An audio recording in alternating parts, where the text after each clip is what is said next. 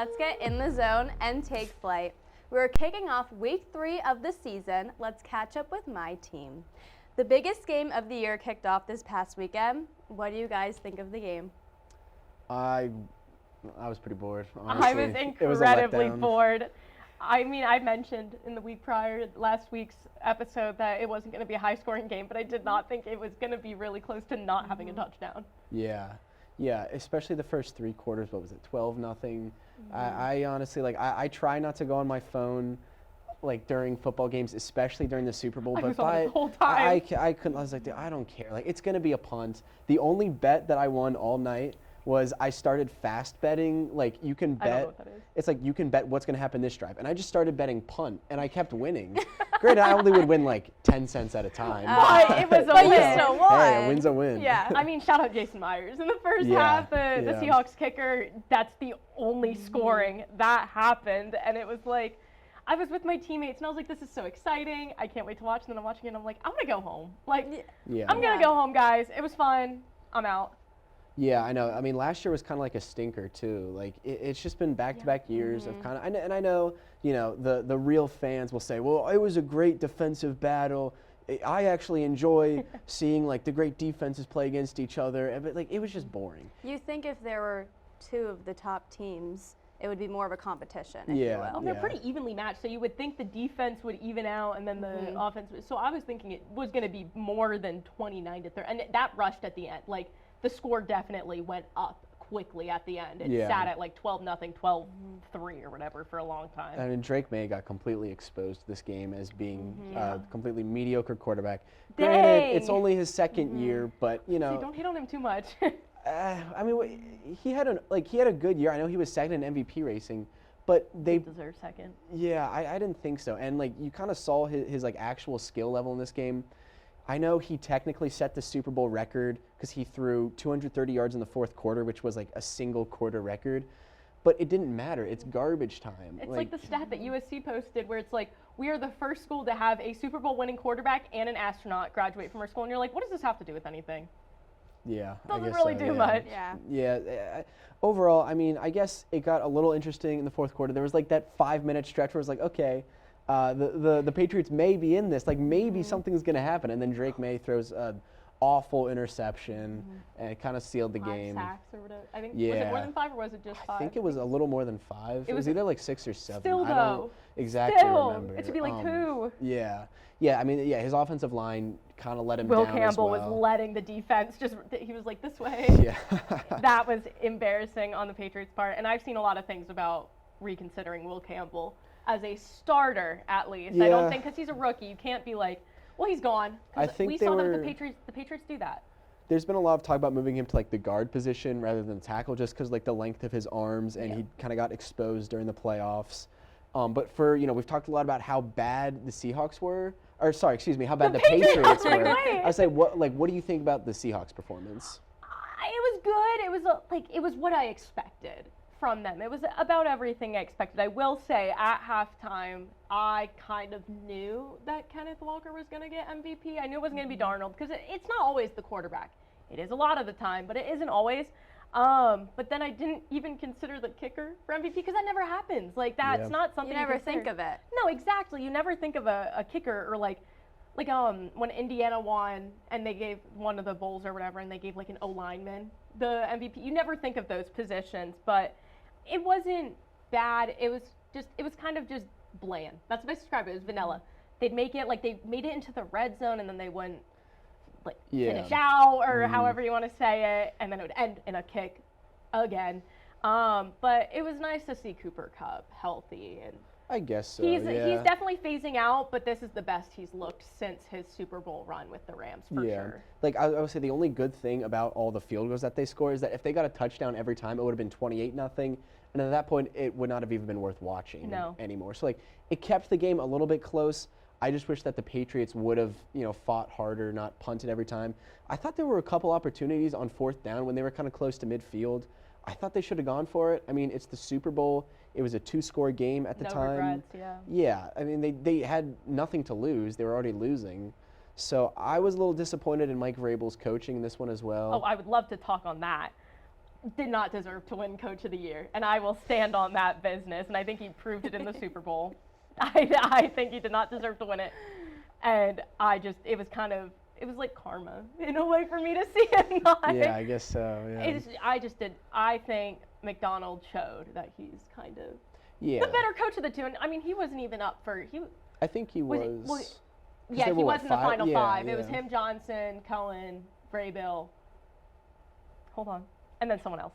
Anyways, but I think he proved to be, like, he should be in the conversation more. And I think Bray Bill is just because he was with the Titans. Yeah, and one thing I don't like about the Coach of the Year award, and then we'll wrap it up, but I don't like how it's kind of become like, you know, the coach from the team that was worst and has now improved the most. Yeah. It doesn't necessarily look at like who genuinely coached the team the best. It's more just like who improved it the most. So, you know, needless to say, I also didn't think Vrabel deserved it, but he was definitely outcoached in this game, and it showed in the final score. Congrats to the Seahawks, but I will say, this may be a hot take, I don't see either team getting back to the Super Bowl in the next couple of years with the current rosters that they have. No, they just released the logo, and there's the whole theory with the colors, and I don't think. Yeah.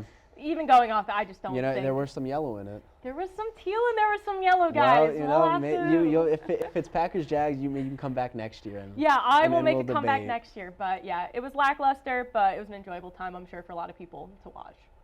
Perfect. Alrighty, well, instead of the champions going to Disneyland, what about Italy? The Olympic athletes are making history in these games. I do have to say, my fan favorite is a Dutch speed skater named Juda Leerdam. She fell completely during like the Olympic trials, like the tryout to go into the Olympics. I forget what they're called, and she completely like tore her whole uniform, like wiped out, and she just won gold in the 1,000-meter race. So that's my pick. Do you guys have your picks? Do you have any other comments? What do you think of these athletes so far? You want to go first? Okay. I mean, repping United States curling, obviously I'm going to talk about Corey Thies and Corey Dropkin. They ended up getting second to Sweden, but it was a really close game. They ended up losing 6-5. And it was precision. It was mathematical. It came down to the final few pucks going out. And it was a great watch. And obviously I love curling, but it was really cool to see. I would like to say that I said something wrong last week. Matt Hamilton did not make the Olympics this year. I mentioned that before, and so he did not. Sad. But Corey did, which was great. And I also like to shout out the two USA athletes. I don't remember their names exactly, but the women's mogul skiers. They got gold and silver, and that was really cool to watch because that's where there's all the bumps when they're skiing. And it was amazing how they stood upright after that. So I would say those were definitely the two that I watched the most, was curling and different forms of skiing. How about you? For me, like I talked about last week, definitely the half pipe. Today, the women's half pipe finals took place where Chloe Kim had the chance to make history being the first snowboarder to win 3 gold medals in a row. Unfortunately, she came up just short. Oh. She got second place to Choi Gown, who I was talking about last week, as you know, the 17-year-old who's just amazing. It was, as an American, it was hard to watch. As a snowboarding fan, it was phenomenal because Chloe Kim had a great first run. She got, I believe she got 88 points her first run, and second run didn't get. She wiped out. Didn't have the same. Like, she didn't get higher than 885, so it didn't matter. But on the final run, I think there's like 5 people left, and they just need, like, if no one gets above 885, she wins. Choi Gown gets 90.25 after having a really hard fall on her first attempt. They were saying like she might not even be able to compete. Third attempt, she gets a 90.25. So it all comes down to Chloe Kim, and she had a really good, I think her first 2 jumps were pretty good. Third one, she goes up and wipes out, and her gold dreams were over. She did get the silver medal, which is still incredible. Myles Garrett was there. It was nice to see them embrace. She went right up to the gold winner after she was done and gave her a hug. I mean, she's like a great competitor, great athlete. Obviously, if you have 2 golds and a silver, you know, you're still the greatest. Yeah, one of the all-time greats. Yeah. But unfortunately fell just short. And then I believe in third place was Mitsuki Ono from Japan, who actually got 11th place in the qualifiers. So, jumped 8 spots. Definitely not expected to have any medals come out of it, but very impressive. She had a good run.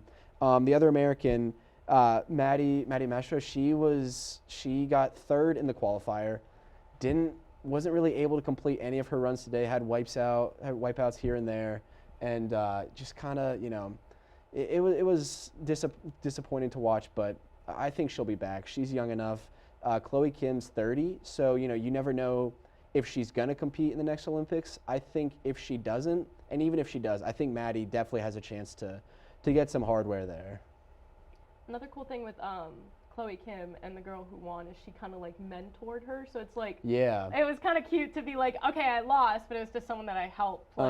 It was like, nice little sentimental moment there. Yeah, a little bittersweet too, like knowing that she kind of brought her to like her training stuff. But like it's someone But no, I'm sure she's a very gracious loser. Oh, absolutely. And I enjoyed it. Men's is tomorrow, so we'll see. Yeah, we'll see how that goes.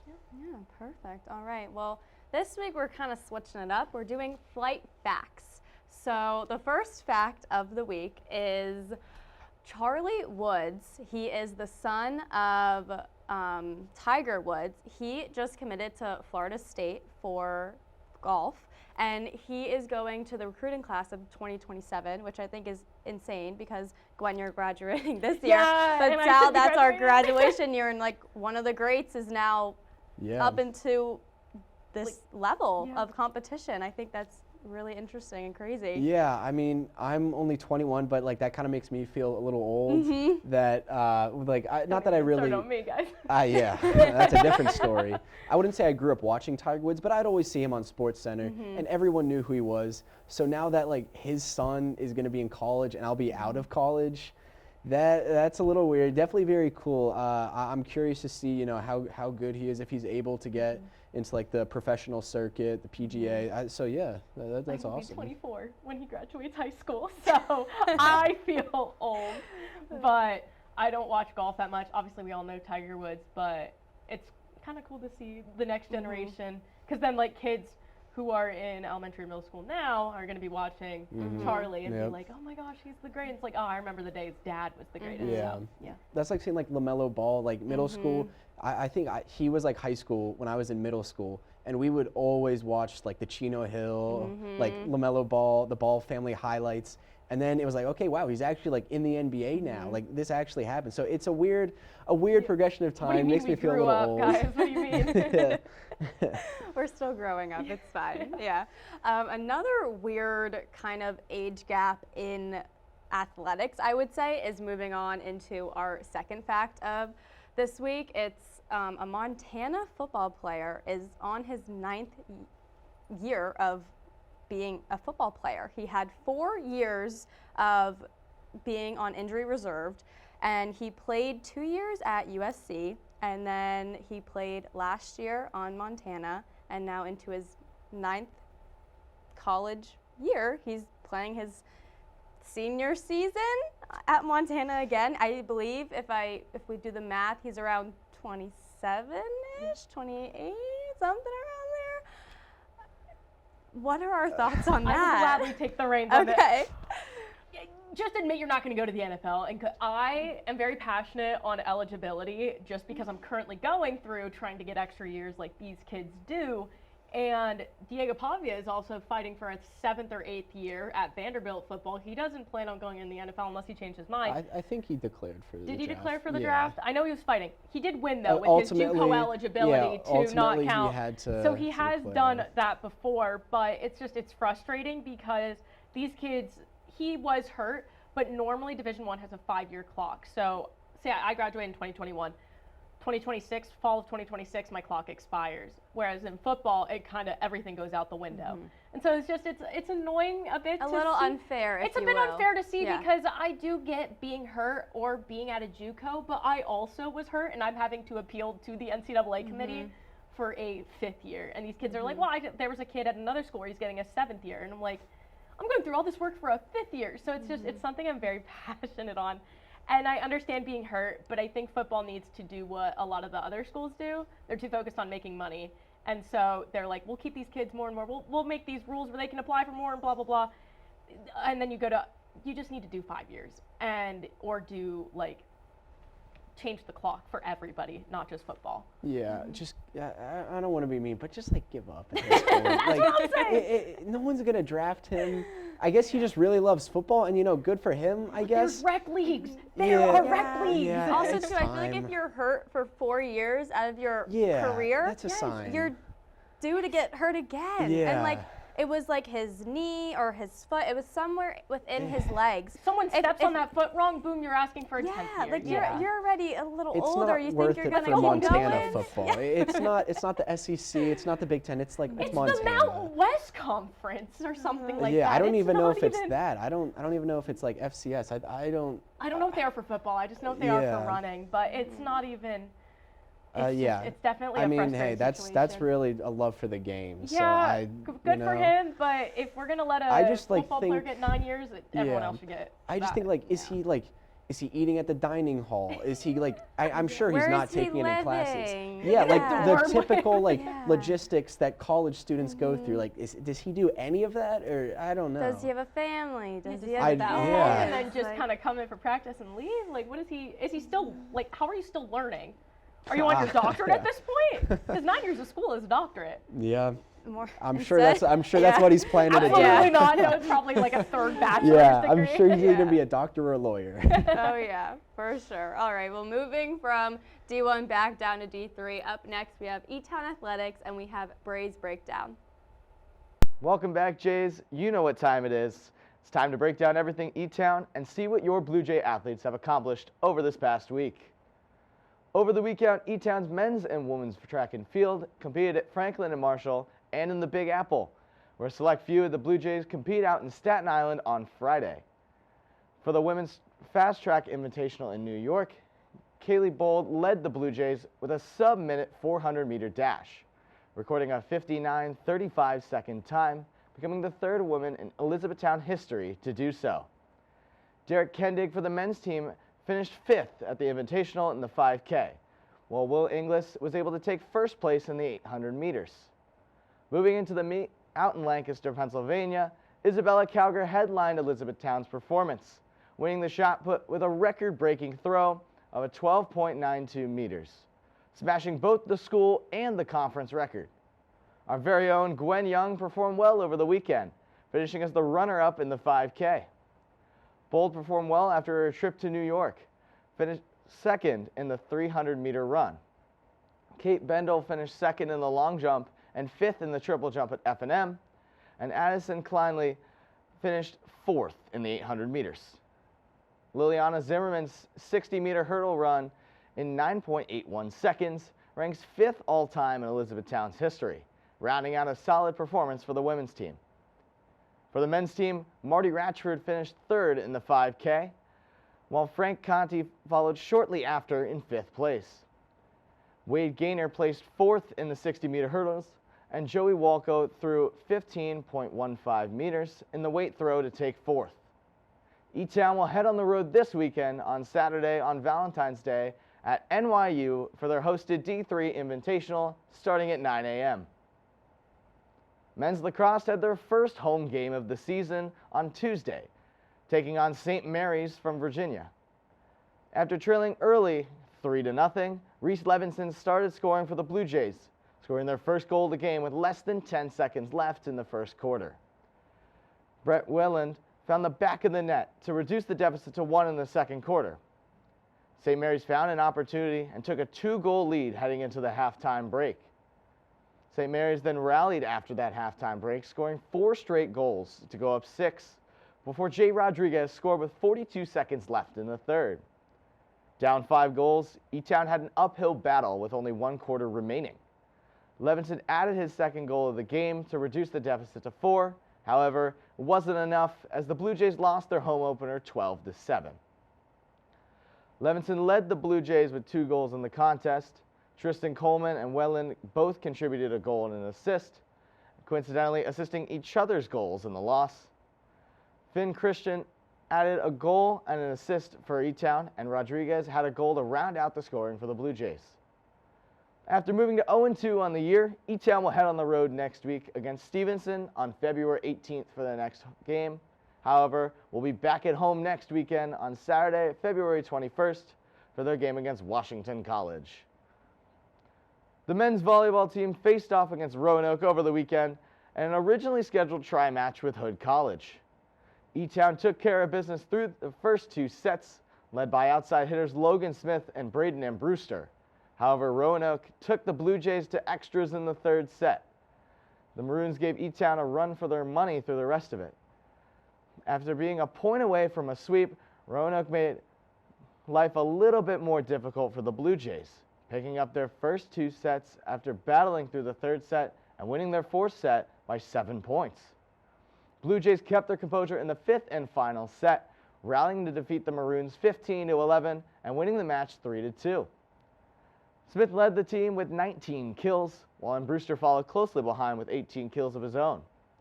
Outside hitter Arun Gopinath collected 12 kills for the Blue Jays and also collected an ace in the victory. And Brewster and middle hitter Max Sears tied for 6 blocks for E-Town, and setter Patrick Nyer assisted 52 points for the Blue Jays.